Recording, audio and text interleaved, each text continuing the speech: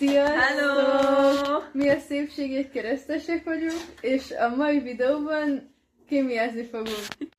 Először is szükségünk van 4 egyforma pohárra.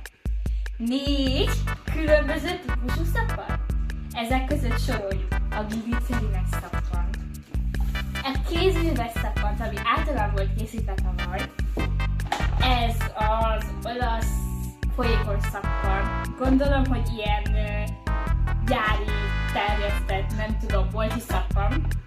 És aszmosó szappan. Valamint csak 10. Valamint, mivel logosságot kell mérni, szükségünk van indikátorpapírra, amit most nem mutatok meg, nehogy véletlenül összevizeződjön, és akkor nem lesz indikátorpapírunk, tehát ez most, az majd látjátok is. A kísérlet folyamata a következő. Sorra az asztal szélétől számítva mindegyik pohárba egyenlő mennyiségű szappant helyezünk. A sorrend a következő. Kézműves szappan, glicerines szappan, arcmosó szappan és folyékonyipari szappan. Ezt követően mindegyik poharat felöntjük egy egyenlő mennyiségű vízzel, ehhez 150 ml-es poharat használtunk. A következő lépés ezen poharak megkeverése, hogy feloldjuk a bennük lévő szappant, ezzel egy oldalatot alkotva.